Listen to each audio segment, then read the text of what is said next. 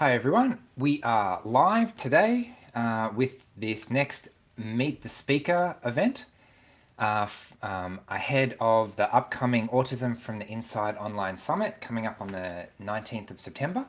So today we're here with Barb Cook from Neurodiversity Hub and NeuroEmploy and various other things that we will hear about a little bit shortly. So yeah, welcome Barb. Hi, and thank you for having me today. We were just chatting before. We're both a little bit tired because organizing an online summit is a massive undertaking, and Barb has an event coming up literally tomorrow with Yeah, your NeuroEmploy work. yeah, definitely. It's sort of like it's getting towards the end, and it's like, oh my goodness, there's lots of fatigue from lots of meetings and organizing and planning and sleepless nights because you're thinking, what have I forgotten to do? Who do I need to contact? So yes, very, very much feeling tired, but we'll be energized and ready for the next couple of days, that's for sure, because there's lots of great stuff ahead. Yeah, that's like once there's so much work in the organizing, but once you actually get into the real event, then that can be really energizing. It is, yeah, very much so. So you're doing a lot of fantastic work at the moment. How did you get into this? Did it start with your own diagnosis? Did it start somewhere before that? Like where? Tell us the story. Yes, how did I get into this? Um, Basically, I got into doing this sort of work after learning and reading about and understanding about autism from my partner's perspective. He was diagnosed a year before me, and so when I was looking into stuff about himself, I started realizing, hey, this is me too. And so it sent me on that process, go and get a diagnosis, learned that I also, not just autism, ADHD and dyslexia. And from that process, it sort of like launched me into a whole lot of advocacy work to start with, especially around women, because I was looking for literature for myself, and there wasn't a lot out there back then. We had a few books there. There was like Leanne Holiday-Wiley and a couple of others, Jem Perkins, but there wasn't a lot of other stuff written out there by women, and especially it was all of still, even in 2009, it was still very much a typical presentation of autism. So I wanted to have a look at what can we do, what can we find out, how can I find more autistic women like myself, and sort of sent me on this journey about advocating and supporting, and also particularly adults too, because there was a lot of stuff back then around kids, and also funding was always focused about kids. So I thought, right, need to have a look, what can we do for us adults? And then it became, apart from being my intense interest, I think I've taken that to the whole epic level of intense interest. It became pretty much my life.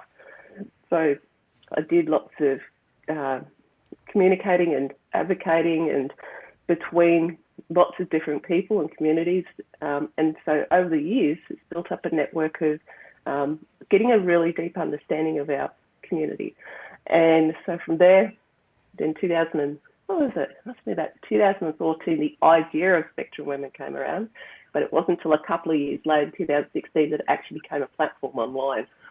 And so that started, and then that was also with some wonderful people, Jen Elkinson, which is now Jen Smith, because they're now married, was one of the first ones with me in creating this platform, and then reaching out to others. And so we've gone around the globe. We've got quite a few writers involved in that.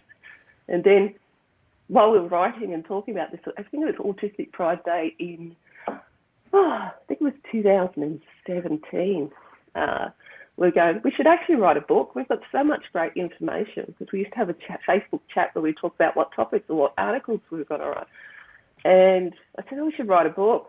And it was like, yeah, okay, we're having this discussion. So I wrote off to Jessica Kingsley. So what do you reckon? And 24 hours later, we had a contract for a book. And I'm like, all right, this is real. Guess what we're doing. Yeah, and so careful what you wish for. I know. Unfortunately, I knew Jessica really well as well, because I got to know from all the different books. I was reading a lot of their literature and stuff, and got to know her quite well. And said about this idea, I went, yes, we need something like this.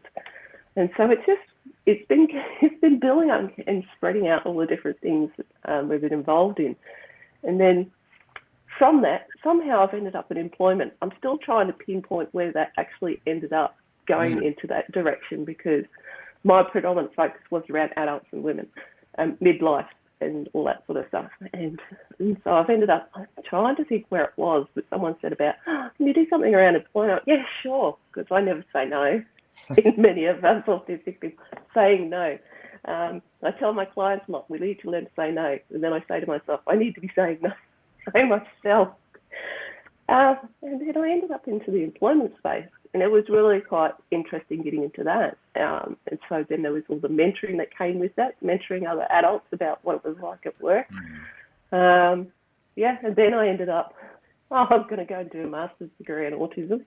So because how society is, that if you don't have qualifications, they don't listen to you. And this is something I really struggled with as well, is, I knew all this stuff before I had the qualification. Qualification didn't make me any different. Yeah, okay, I've got some letters after my name now, but I'm still the same person who's still doing the same stuff as I was.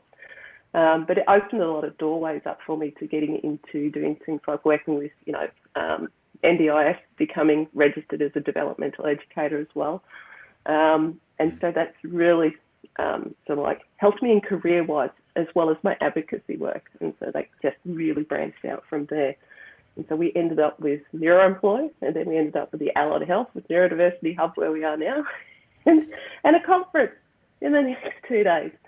Yes, so this is how I've got to here. So to summarize, how you got to here, trouble saying no when people ask you to do things. It is. Yeah, see, this is what can happen, people. Well, especially when there's such great need and when you're passionate about it, it's someone suggests a fantastic idea and you think, yes, that's a great idea. I'd love to do that. Yeah, exactly. Yeah. But also with the stuff I do, I'm very good at trying to take it all on board on myself, but I'm also trying to look at other people we can network with as well, because there's lots of incredible people in our community doing great work. And I feel that rather than doing it as ourselves as individuals, motivations, how can we all come together and sort of like be a stronger voice in what we're doing? Yeah, and that's what I really love about the Spectrum Women initiative, is that it really does bring together so many different people and from across the globe as well. Yeah, yes, definitely. And that was the idea too when we did the book. What made it unique in the perspective, a lot of people will say, with listening to lived experience, if they have a book written by one person, they just they can sort of like fob it off a little bit in the terms of, well, that's just one person's voice, that's just one person's experience. But when you've got 15 of us with our experiences, it makes it such a stronger impact to people. Look, this is happening to all of us around the world, and these are experiences we're having within, society, the things that are, holding us back, things that need to change out there as well. So I'm just monitoring the chat. So if anyone has any questions that they'd like to ask Barb, you can put it in the chat. We have a question around the access to the conference. So without being too confusing, we have referenced two conferences. So Barb has a NeuroEmploy conference starting literally tomorrow. Would you like to say a few words about that, Barb? Yeah, so we've got our conference starting tomorrow. So it's 9 till 4 tomorrow and Saturday. To get tickets to go to the event, just go to neuroemploy.com. That's probably the easiest way because it's on our homepage and you can find your way through to register for that. But how it's designed with this conference is tomorrow is designed towards business. So we're targeting business and telling them about all the different things they can do in the workplace to support not just autistic but neurodivergent people. And then day 2 is directed towards individuals and employees. So we're going to give lots of insights from our experiences. So there's some really great topics that people are going to be talking about. And I'm going to be talking on day 2 about, I'm going to talk about 2 things. I'm going to talk about self-advocacy, which probably will include things like how to say no, and sensory stuff in the environment. So in the workplace environment, how can we design our workplaces differently? Yeah, so that's an entire conference starting tomorrow, and that was Eastern Australia time, so Melbourne, Sydney time frame. Yeah, Basically, this time tomorrow. it is. Yeah, or, this or, time tomorrow we will be opening, and it's starting today. It's also being recorded as well, so there's 30 days of you can watching the recording yeah. as well. So because it's such big days, I know myself being in the back room and backstage for a lot of it, the organising, it's going to be good to be able to watch in my own time and catch up with stuff. Yeah. So that's a ticketed event, and I put the Yeah. neuroemploy.com in the chat if anyone wants to check that out. And the other conference, which you may have already heard about, is my one that I'm running that starts in about a week's time, the Autism from the Inside Online Summit. That is a completely online event. It's free for the entire week to tune in and watch. And Barb is speaking at that event on what was that topic? Leveraging neurodivergent diversity in the workplace or Yes, something like that. it was something like that. There are so many speaking things. I don't know what they're called. Last week I did 5. So I can't remember what. Yeah, I know. So I'm sure it's about workplace stuff. Yeah. So thanks for everyone who's in the chat.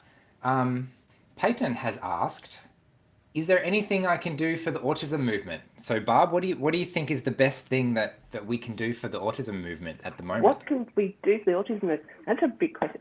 The best thing we can do is keep advocating for ourselves. Now, I've had this question in the past in terms of some autistic people I was at an event said, why do we have to keep advocating for ourselves?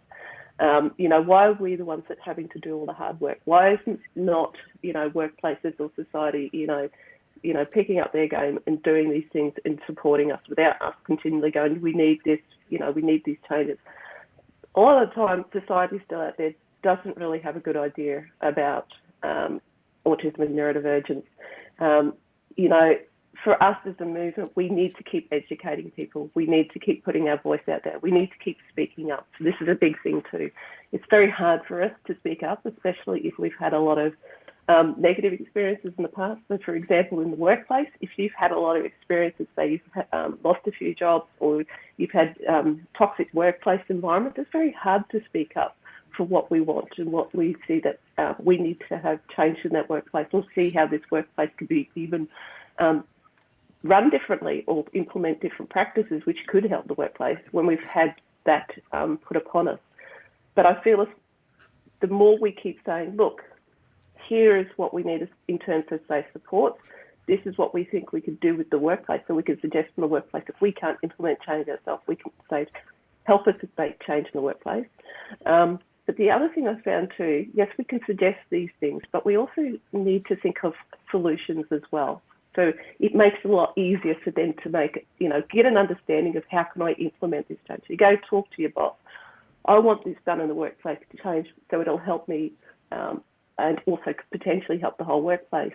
If you leave it to the employer to try and figure that out, they most likely won't do it. But if we give them an idea, this is what you could do in the workplace, say, for example, let's have some feedback from everyone.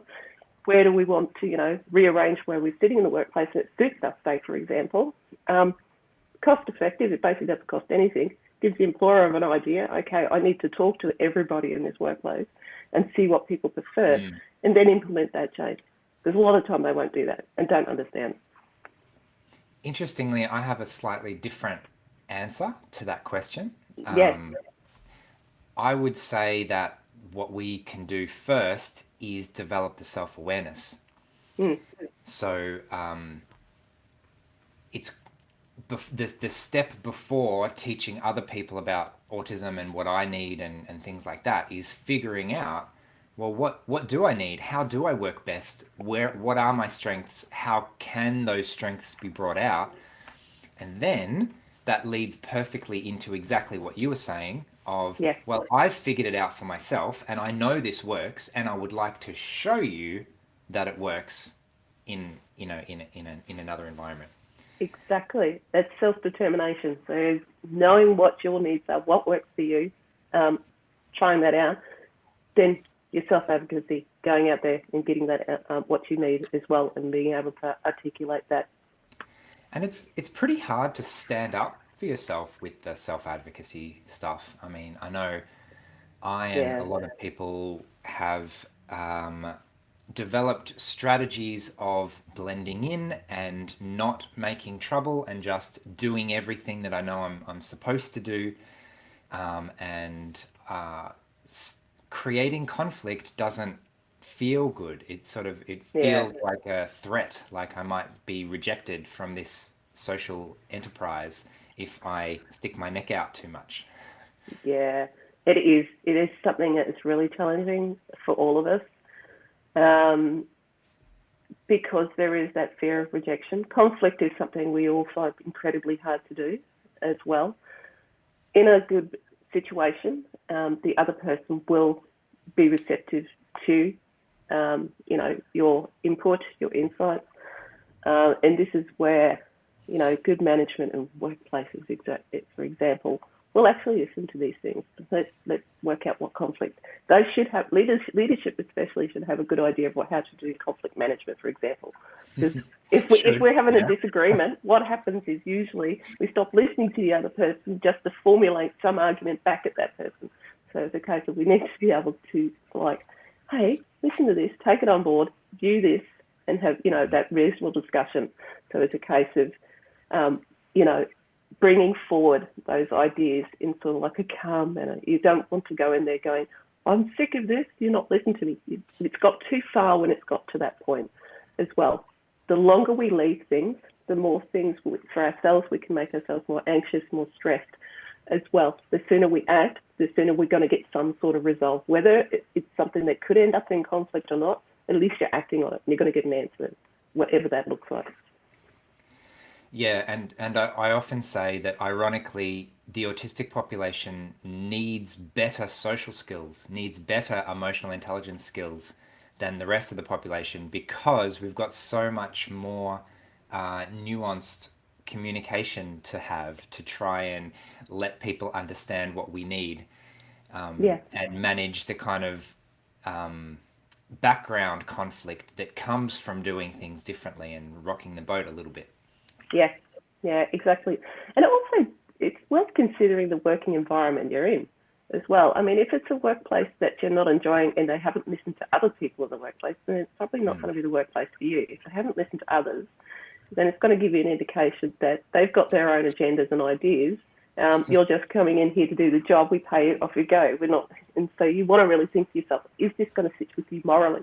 And I had this dilemma years ago when I was working in graphic design, and it pretty much put me into working for myself rather than for companies, because I found it very difficult to do. When I worked for myself, I could choose who I work with. When I was working for a company, you had to design for whoever came in there. And I found a moral dilemma of going, here is my designs, my input, and my, I feel that part of me I'm putting into it, designing something for someone that I would not employ or recommend to my worst enemy. So you have to look at how that sits with you, because a lot of autistic people have a huge sense of justice and morals about what we're doing. So we need to take that factor into account. Now, we don't want to talk too much about employment because you've got literally a 3-day conference coming up tomorrow, and we've talked about this a lot. So let's see if we can switch our braids a little bit from that. Right. I'm really interested in the Spectrum Women project, and I mean it. Like I said before about the social skills that we need. It sounds like you've done a fantastic amount of community building there. How did you get that off the ground? It was just through,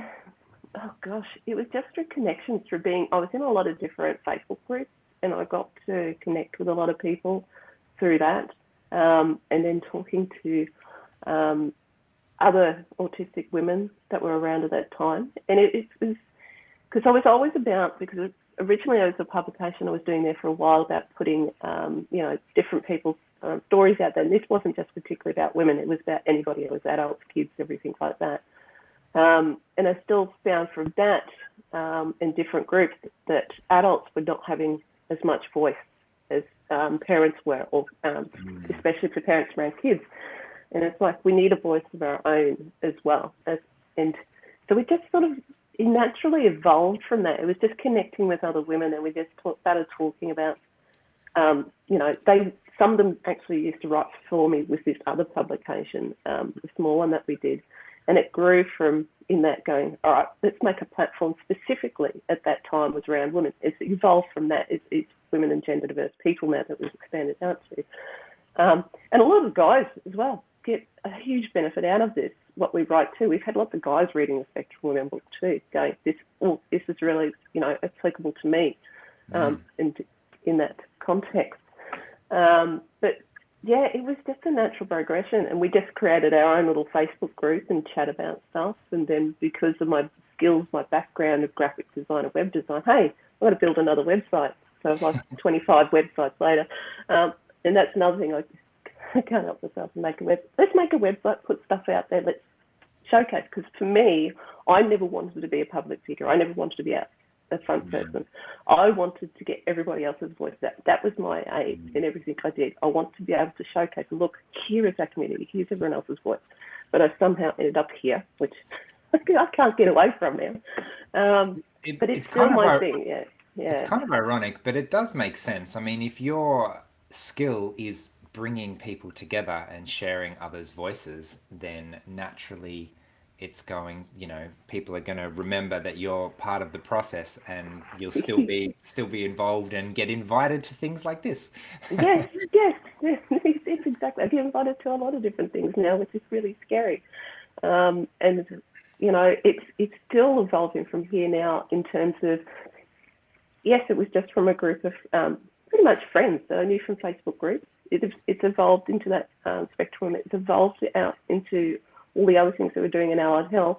And it's also involved that are now getting involved in a lot of big organisations as well. So it's continual natural progression from what we're doing. So in some respects, from doing that work and, working together with our community is also been a progression for myself in terms of let's keep getting our voices out there through different levels in society. And like you were saying before, the more we build our own networks within the autistic community, the better we can advocate for ourselves and sort of share that message with the other mainstream organisations as well. Yeah, definitely. And I've done a lot of work over the last couple of years within the Australian government as well, different departments, and now having departments recognising, listening to our voices is incredibly important. They're putting our voices first. What is it that we need? What can we do to assist? Different policies they're doing. They're rewriting things like, I know it's back to employment again, but things like their recruitment guides. How can management support autistic people in the workplace? So these things have progressed from this as well. So there are a couple of questions in the chat still around technical things around how to access the summit material and things like that. Someone said, how do you attend Paul's conference? I'm just going to put a link in the chat now. Basically, you register for free using that link, and then all of the material will be freely available to watch on demand from Monday, the 19th of September. There was a question, I think it might have been for you, Barb. Will any of your conference be available on YouTube afterwards? It won't be available on YouTube. It's going to be on Vimeo. So this is how you're going to access. Yeah, I'm not savvy like yourself, Paul, with YouTube. I get really easy. I stick with things that I know. I know. So my understanding is you buy a ticket and then you can either watch it live or you've got a month to watch it. And then once after that, it will then get uploaded as we'll split it all up. So there'll be a little while before we split up each of the speakers, and then you'll be able to access parts of it. So if you didn't want to watch all of it, you can then choose what you want to watch. There'll be like highlights or something, maybe. Yeah. Okay, fantastic. So, what do you like to do in your free time, assuming you remember what free time looks like? What was free time? Ride my motorbike, which I have not done enough of this year. So I've got a Suzuki DL1000 V-Strom, which is in between, so like a road adventure bike, so I can go road and go on not too rough dirt roads. He's called Ron Burgundy, so I named him after Anchorman because he's a huge bike. But he's a bit of a gentleman. Looks after me when I'm out riding. I feel really safe when I'm riding. I feel actually that I can actually move around in space a lot better, because when I'm walking, I'm very clumsy. I bump into things. The amount of times I've kicked toes and like half break things. But when I'm on my bike, I feel so coordinated, and at once it makes a big difference. So it gives me that sense of, I'm one with this bike. I'm by myself. I can get out and see beautiful places. It reduces my anxiety. It reduces my depression as well. So for me, that's really important in my life. So, and I haven't done enough this year, riding him this year, but hopefully in the next few weeks, once everything slows down a little bit, I'm going to take some time out, go and do a bit more riding. Other things in my free time I like to do, I don't know, because a lot of it is evolved. I love what I do as my work. So this, yes, it's work, but it's also something I enjoy doing enormously as well. But coffee is something I love in my life to keep me going as well. I do like my coffee. Yeah, that's a good question, because I don't get out and do a lot of things these days. So would you just go out and ride for the sake of riding? Yeah, definitely. And it's going to be a case of, hey, there's a bakery 200 kilometres away, and go ride there, go get a pie, and then ride back. Do you need a reason, or do you need a route in advance, or do you just, right, I'm going, and then I'll just decide at the next intersection, which might be 200 kilometres away? Yeah, it does. It gets like that, because my partner's also autistic as well. He's got the built-in GPS in his head. He can go one place once and remembers everywhere to go. Me, I will ride the opposite direction. Do not let me lead any group rides, because I never know where I'm going. So I follow him around. But it's a case we do get like that. We go to intersections. Which way are we going now? Where do we want to go to? Where's the next town? We've done it before. We've gone for a ride, because we always carry it for like a small kit with us as well. So like, hairbrush, toothbrush, in case anything happens, because it can happen, and you're stuck at the side of the road. And so we've done it where we've ridden and go, we'll just stay here tonight and see and go, and then ride back somewhere else. So we can ride anywhere up to several hundred kilometres in a day. Yeah, that sounds really freeing, and there's a certain elegance to the movement of the bike as well. Yes, it is, because I'm not elegant once my feet hit the ground. Put the side stand out, and it's the blade of grass. I'm off down the hill, rolling. Yeah, I'm terrible. Like a penguin jumping into water or something. I love it. I've got to refer to myself as a penguin now. Yeah, my brain always goes to analogies, and that's the first one that came up. Oh, fantastic. That is the best analogy. So, question for Barb from Bernadette. Are there things that you do that you have noticed have a great impact on your mental and emotional well-being, other than riding? Other than riding, okay. Now I'm trying to think in what sort of context I can do for my emotion. If I'm overwhelmed, let's think about it. If I'm really overwhelmed and stressed out, what can I do for emotional impact? Is a case getting away from noise. Okay, I'm very, very sound sensitive for me. So I know if I'm getting overwhelmed, sounds I become very, very intolerant of them. So I have to spend time in quiet spaces. I like nature. I like gardening. There you go. Now I'm remembering some things. My gardening is actually a reflection of my mental health. So it's a good reminder. My garden is not looking healthy at the moment. So it's reminding me I'm not doing enough for myself as well. But I do love plants, especially growing food, because it's a use for it as well, rather than ornamentals. But I do love plants. I also love the smells that they give me. And also other things I did used to enjoy doing, because I'm further away from the beach, is being near water. I like being near water. Actually, last weekend I took a day off and went out to Tin Can Bay. So it's a little town, not many people. Just be able to walk around by the water, peace and quiet, feel the sunshine, look at the trees. That was so good for me in re-energizing me and make me feel like I'm actually part of the planet, because I spend a lot of time in front of the computer indoors.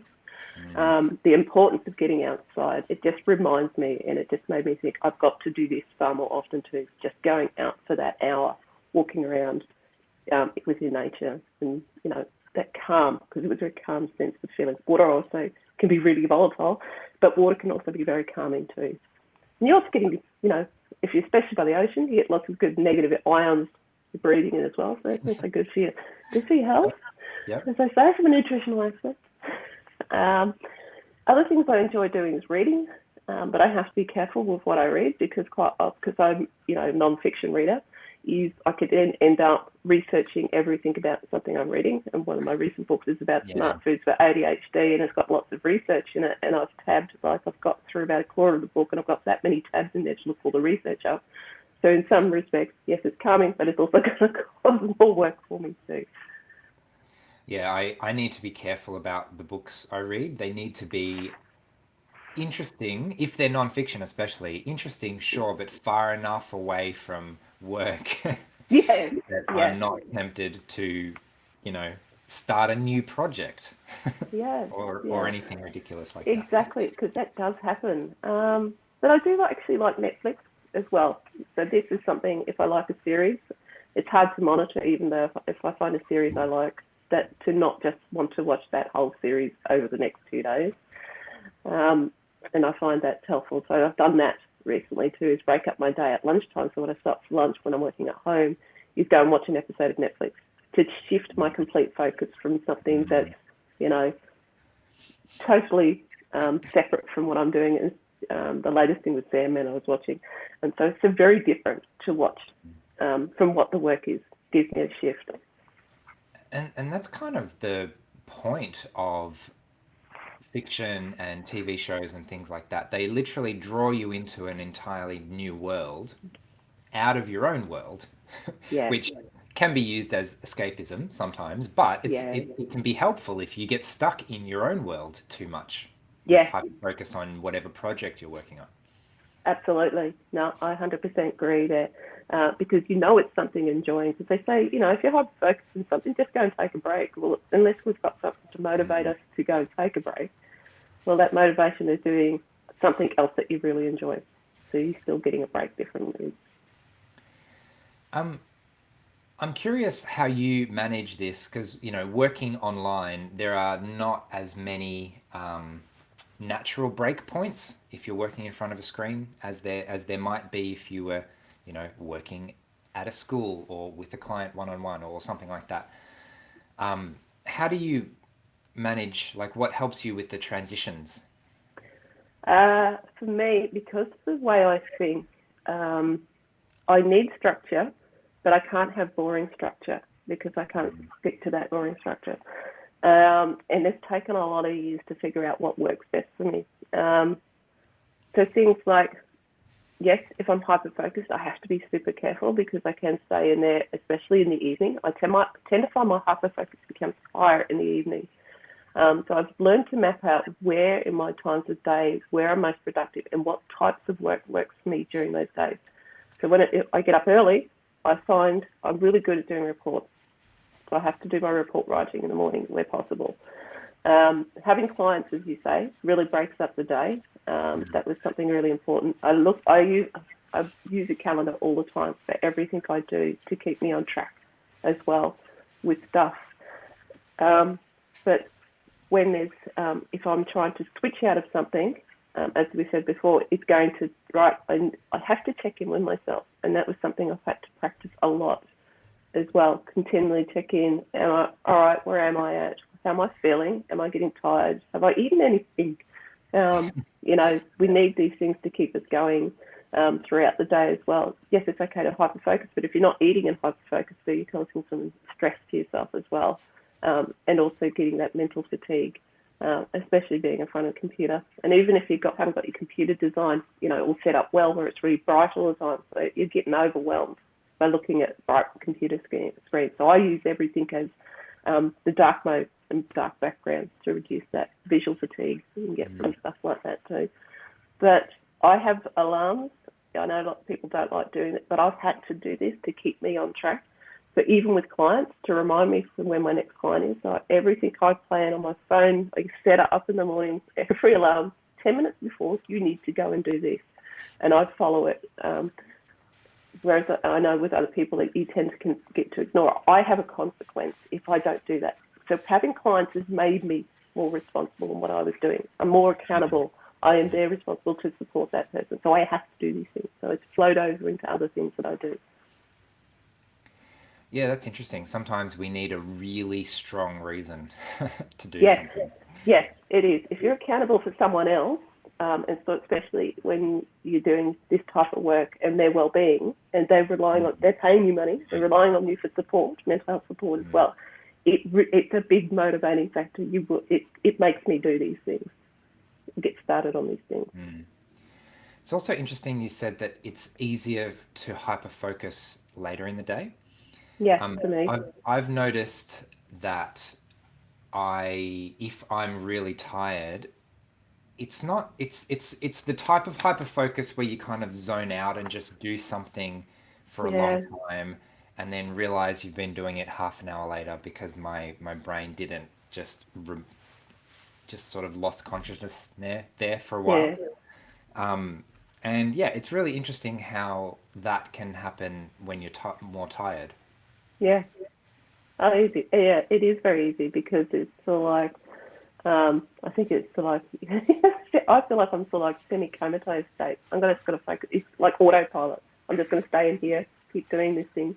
I don't have to think about anything else out there. But I do have to be careful at night when I do that. Like if I have to do some certain things or something is urgent, is at night I will keep working until too late, and then I can't get to sleep. Sleep then becomes very poor.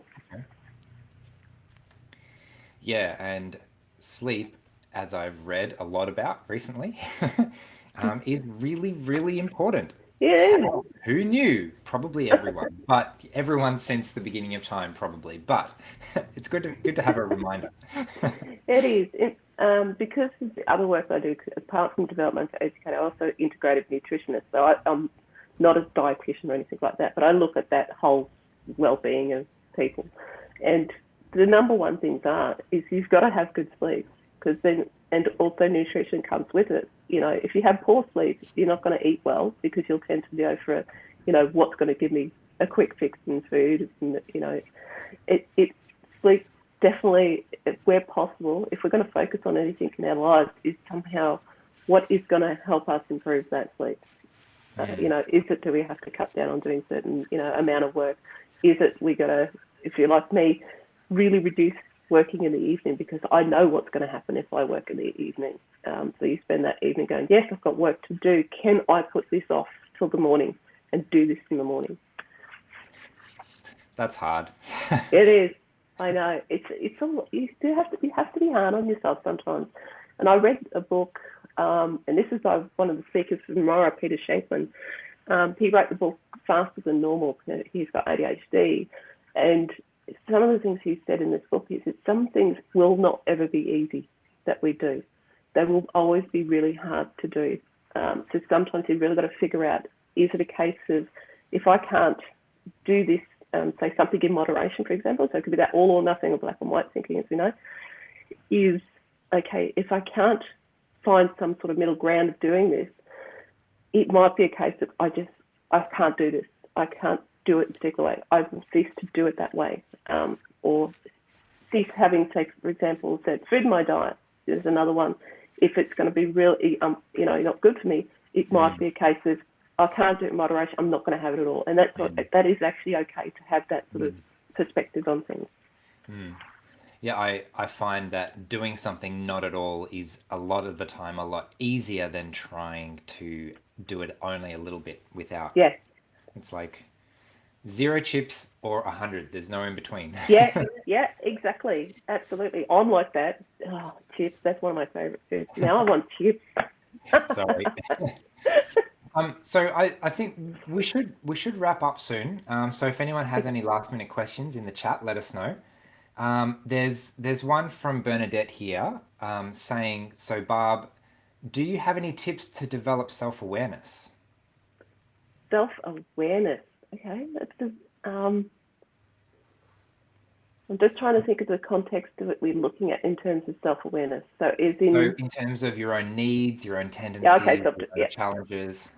yeah.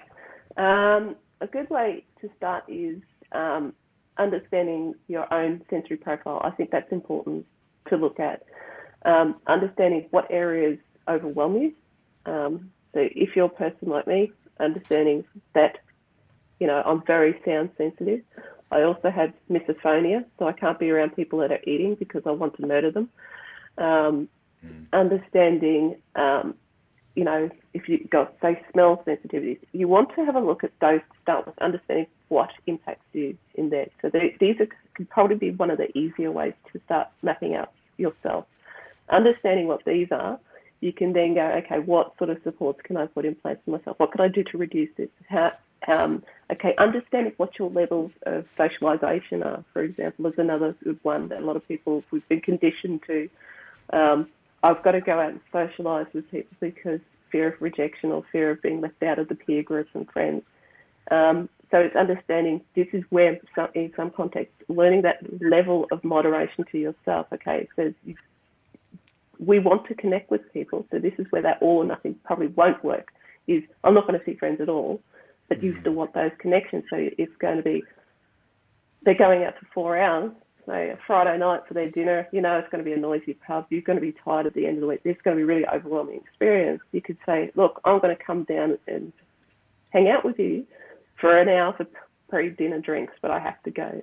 So I've got an appointment somewhere else. You don't have to tell them that you've got an appointment at home with Netflix and your cat. You just say, I've got somewhere else to go. But in your head, you've got this motivator going, I've got something else that I enjoy doing. But I've made that connection still with people as well. And the typical population out there, usually, they can be quite easy to please. At times it's like, oh, they've shut up. All right, you're still part of the group, whatever. They tend to, just give them a little bit of what they want, but you're going to get a lot of yourself of what you want back. So it's making sure you are always first in these situations. Know what your needs are. Give them a little bit. It's okay. It keeps that connection. Other things too, I'm just thinking of in self-awareness is also understanding your own learning styles. So especially if you're at school or uni, even from work, understanding how you take in information can be really important. You might be a visual learner, written, spoken language can be really hard for a lot of us as well in processing and retaining information. So understanding, okay, if someone's going to give me a whole bunch of verbal instructions, I know I'm only going to remember 1 or 2 of these things. So, all right, what's going to work for me in terms of how do I remember this information? So there's lots of different ways to look at it. So it's really breaking down a whole lot of segments of the area of what's going to be helpful in understanding you, then you can navigate that out. And you mentioned sensory is a good place to start. Another way of thinking about sensory that's really related to that is thinking about your energy. And Yeah. so how do different things have an effect on my energy? Some things are stimulating. Some things make me tired. Some things, are rejuvenating, and other things are really stressful. And so that's that's a really good integrated point. thing with those sensory things. Yeah, in terms of energy, Marja today created energy accounting. Some people may have known of this. She's currently writing a book on this that'll come out next year. I've been fortunate enough to see the manuscript before it's going out. But on energy accounting, there is it's basically looking at your levels of energy. You've got to look at it like a bank balance, 0 to 100. One side is withdrawals, one side is deposits. And so you assign a numerical number to each thing in your life. So you're mapping out, you do it, say, over a week to have a look at what's going to give you energy and what takes back. And quite often everybody looks at it after a week going, I am not doing enough for myself. So you then start looking, all right, where am I going to bring in more of this, these things to give me that energy? And another great thing about that type of analogy is that if you don't have any money, then it can be really hard to just spend less and less and less. What you need to do is find a way to increase the balance in the start.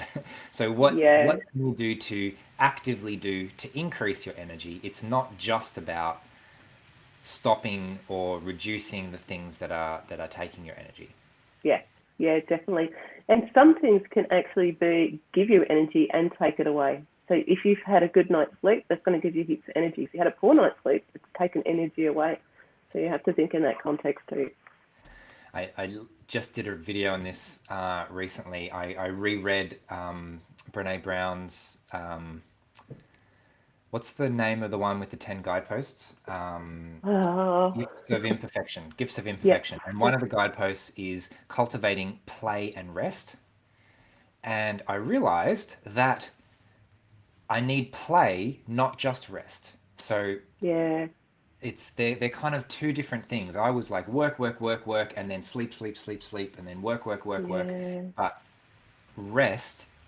but play is you've rested a bit to get enough of your energy back, and then you're going to do something fun and energizing and engaging. That is so true. When you think about it, you just made me think of something there.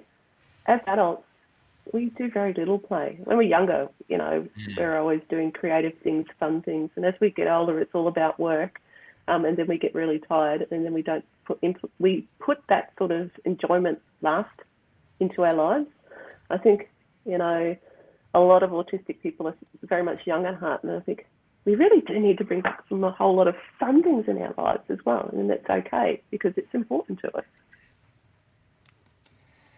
And let's have one final question from Vicky. Does self-compassion apply more than mindfulness for neurodivergent people? Mindfulness. Now, mindfulness, it can be helpful. I've looked at, but it also cannot be helpful for some people. So depending on who you are and the way that you think, mindfulness can bring up a lot of unpleasant things as well. If you're sitting there thinking about, in that moment, and I really don't recommend it a lot of time to people unless you're going to go and see someone that's actually trained in this properly to work through mindfulness with you. Doing it yourself, it could potentially make you feel worse. So it depends what you're sitting with. If you're sitting with really difficult emotions, then it might help to sit with someone else who can help work through those emotions, like a therapist. Yeah, exactly. And I can give you a good example. We lost our business in the floods recently. For me, distraction has always been my go-to place for stuff. I find if I sit with emotions, because I have very big emotions and they're very consuming emotions, so I always have to keep that in check. Even with world events and things like that, I can't watch them on TV. I have to avoid them because they consume me. So I use distraction method a lot to try and that works perfectly okay. I mean, in the past, they're saying with psychology, you need to address all these feelings. No, you don't. Not from my perspective. I feel if you're doing okay with how you maybe compartmentalize some of these really traumatic experiences, and you're getting on with your life and you're enjoying your life, I personally think this is not a medical opinion. It's my personal opinion then I feel that is okay if you feel it's not impacting on your life. But as in terms of self-compassion, that is something I took in terms of, especially with lots of women that I assess, because I do a lot of assessing midlife women around autism, is with getting that assessment, it gives you sort of like a bit of a license to go, hey, look, this is okay. All the stuff that you've been doing in the past, you've been trying really hard because you didn't know about yourself, you didn't understand yourself. This is allowing you to be kind to yourself now, changing your life to what works for you. You didn't know these things in the past. You were doing the best that you could in the environment without understanding. So self-compassion, by the time we get to that point, is hugely important. And we're very, very hard on ourselves. We beat ourselves up so much. And I really try and encourage a lot of people about, we need to be much kinder. We could all stand to be kinder to ourselves, and I think partly the self-awareness piece allows us, like you were saying, to do that, to realize there's a reason. Yeah, definitely. Okay, well, thanks for your time today, Barb. I will put the link to NeuroEmploy in the chat. anyone who would like to see Barb speak at the Autism from the Inside online summit, the link to register for that, if you haven't already, is in the video description. What else can we plug at the end? The maybe Neurodiversity Hub. Let me get a. What else can we plug? We could be here for a long time. What else could we plug? Yes, the Neurodiversity Hub. We're based in Gympie. Yeah. So it's allied health services. We're all neurodivergent that work there as well. So we focus on. We're more predominantly from teens and up that we work with as well. We are not therapy. We come from a neuroaffirming practice model. So we're here to support the individual, person-centered approach, social model for disability. So that's how we take our approach in the work that we do. So we're not there. If you want therapy and stuff, we're not the people for you, per se. Yeah, and one of the handy things of that, are you still doing the quick assessments? It can be really helpful for people. Yes, we still do the brief assessments. We've also teamed up with with psychologists as well. So you can come with me, get that brief assessment. The feedback I'm getting from the assessments, because I've done this for a long time, I've had a lot of training, because I'm not a psychologist, I am not allowed to diagnose. But what you'll get from me is basically identical as if you went to a psychologist. So you get, 4 or 5 page report from what I do. If you need, and this is, these types of assessments are designed for people that, want to know about themselves, just to get some validation as well about what they're thinking, am I autistic? And a lot of the reports, people have taken them to psychiatrists and psychologists, even NDIS, and they go, yeah, this is fine. So obviously there is some people that's actually looking at this going, okay, because I do cover a lot of things and I use the standardized assessments. And I'm not a typical developmental educator. Developmental educators don't do this. This is outside of our scope, but I've taken extensive further training in these areas, hence why I can do these things. Okay, well, thanks for that, Barb. Thanks everyone for joining us in the chat and making this interactive, joining this live stream. Yeah, thanks everyone. Yeah. So yeah, thanks for that. I suck at saying goodbye. I'm going to say goodbye and wave until the thing stops. Okay. Bye. Thanks.